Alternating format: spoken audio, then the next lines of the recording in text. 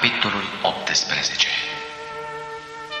După aceea am văzut pogorându-se din cer un alt înger, care avea o mare putere, și pământul s-a luminat de slava lui.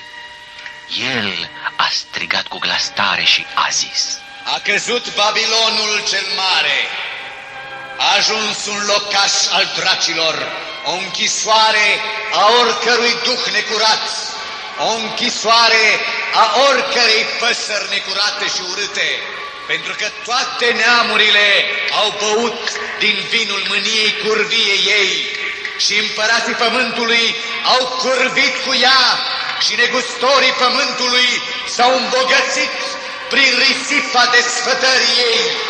Apoi am auzit din cer un alt glas care zicea: Ieșiți din mijlocul ei, poporul meu, ca să nu fiți părtași la păcatele ei și să nu fiți loviți cu urgiile ei. Pentru că păcatele ei s-au îngrămădit și au ajuns până în cer și Dumnezeu și-a adus aminte de nelegiuirile ei. Răsplătiți-i cum v-a răsplătit ea și întorceți-i de 2 ori cât faptele ei. Turnați-i îndoit în potirul în care a amestecat ea, pe cât s-a slăvit pe sine însăși și s-a desfătat în risipă, pe atât dați-i chin și tânguire, pentru că zice în inima ei: Șed ca împărăteasă, nu sunt văduvă și nu voi ști ce este tânguirea. Tocmai pentru aceea, într-o singură zi vor veni urgiile ei, moartea, tânguirea și foametea, și va fi arsă de tot în foc, pentru că Domnul Dumnezeu care a judecat-o este tare. Și împărații pământului care au curvit și s-au dezmierdat în risipă cu ea, când vor vedea fumul arderii ei, o vor plânge și o vor boci. Ei vor sta departe, de frică să nu cadă în chinul ei, și vor zice: Vai, vai, Babilonul, cetatea cea mare, cetatea cea tare, într-o clipă ți-a venit judecata. Negustorii pământului o plâng și o jălesc, pentru că nimeni nu le mai cumpără marfa. Marfă de aur, de argint, de pietre scumpe, de mărgăritare, de in subțire, de purpură, de mătase și de stacojiu.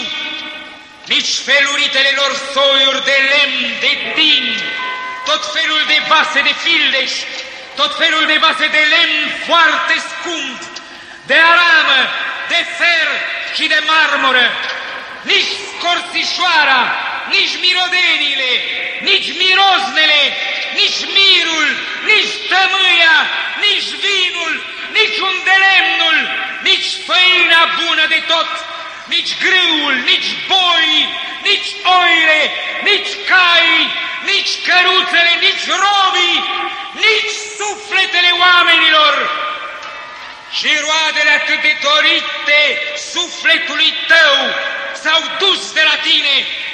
Toate lucrurile alese, strălucite, sunt pierdute pentru tine și nu le vei mai găsi. Cei ce fac negoți cu aceste lucruri, care s-au îmbogățit de pe urma ei, vor sta departe de ea, de frica chinului ei, vor plânge, se vor tângui și vor zice: Vai, vai, cetatea cea mare, care era îmbrăcată cu in foarte subțire, cu purpură și cu stacojiu, care era împodobită cu aur, cu pietre scumpe și cu mărgăritare, atâtea bogății, într-un ceas s-au prăpădit. Și toți cârmacii, toți cei ce merg cu corabia pe mare, marinarii și toți cei ce câștigă din mare, stăteau deoparte. Și când au văzut fumul arderii ei, strigau: care cetate era ca cetatea cea mare? Și își aruncau țărână în cap, plângeau, se tânguiau, țipau și ziceau: Vai, cetatea cea mare, al cărei belșug de scumpeturi a îmbogățit pe toți cei ce aveau corăbii pe mare, într-o clipă a fost prefăcută într-un pustiu! Bucură-te de ea, cerule! Bucurați-vă și voi, sfinților, apostolilor și prorocilor, pentru că Dumnezeu v-a făcut dreptate și a judecat-o! Atunci, un înger puternic a ridicat de jos o piatră ca o mare piatră de moară, a aruncat-o în mare și a zis: Cu așa repeziciune va fi aruncat Babilonul, cetatea cea mare, și nu va mai fi găsit. Și nu se va mai auzi în tine nici sunet de alăute, nici cântece din instrumente, nici cântători din fluiere, nici cântători din trâmbițe. Nu se va mai găsi la tine niciun meșter în vreun meșteșug oarecare. Nu se va mai auzi în tine vuietul morii. Lumina lămpii nu va mai lumina în tine și nu se va mai auzi în tine glasul mirelui și al miresei, pentru că negustorii tăi erau mai mari pământului, pentru că toate neamurile au fost amăgite de vrăjitoria ta și pentru că acolo a fost găsit sângele prorocilor și al sfinților și al tuturor celor ce au fost junghiați pe pământ.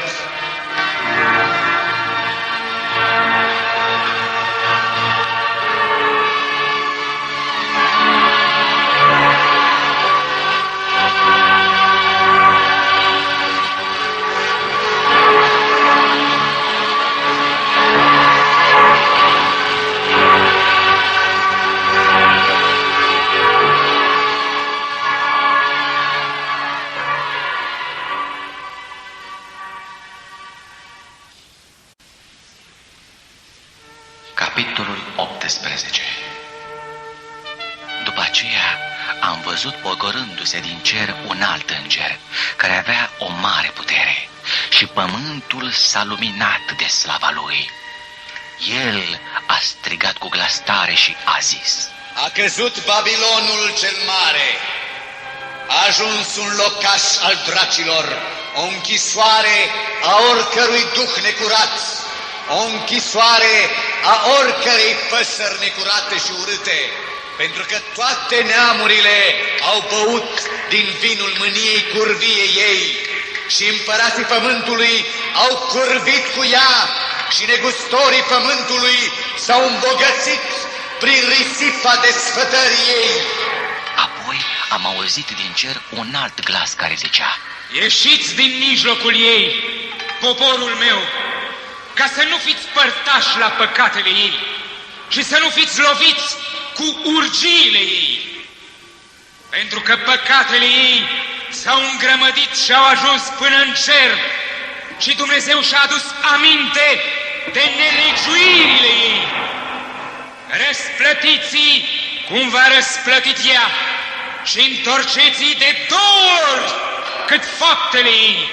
Turnați-i îndoit în potirul în care a amestecat ea, pe cât s-a slăvit pe sine însăși și s-a desfătat în risipă, pe atât dați-i chin și tânguire, pentru că zice în inima ei: Șed ca împărăteasă, nu sunt văduvă și nu voi ști ce este tânguirea. Tocmai pentru aceea, într-o singură zi vor veni urgiile ei, moartea, tânguirea și foametea, și va fi arsă de tot în foc, pentru că Domnul Dumnezeu care a judecat-o este tare și împărații pământului care au curbit și s-au dezmierdat în risipă cu ea, când vor vedea fumul arderii ei, o vor plânge și o vor boci. Ei vor sta departe, de frică să nu cadă în chinul ei și vor zice: Vai, vai, Babilonul, cetatea cea mare, cetatea cea tare, într-o clipă ți-a venit judecata. Negustorii pământului o plâng și o jălesc, pentru că nimeni nu le mai cumpără marfa. Marfă de aur, de argint, de pietre scumpe, de mărgăritare, de in subțire, de purpură, de mătase și de stacojiu. Nici feluritele lor soiuri de lemn, de tin, tot felul de vase de fildeș, tot felul de vase de lemn foarte scump, de aramă, de fer și de marmură, nici scorțișoara, nici mirodenile, nici miroznele, nici mirul, nici tămâia, nici vinul, nici undelemnul, nici făina bună de tot, nici grâul, nici boi, nici oile, nici cai, nici căruțele, nici robii, nici sufletele oamenilor și roadele atât de dorite sufletului tău s-au dus de la tine. Toate lucrurile alese, strălucite, sunt pierdute pentru tine și nu le vei mai găsi. Cei ce fac negoți cu aceste lucruri, care s-au îmbogățit de pe urma ei, vor sta departe de ea, de frica chinului ei, vor plânge, se vor tângui și vor zice: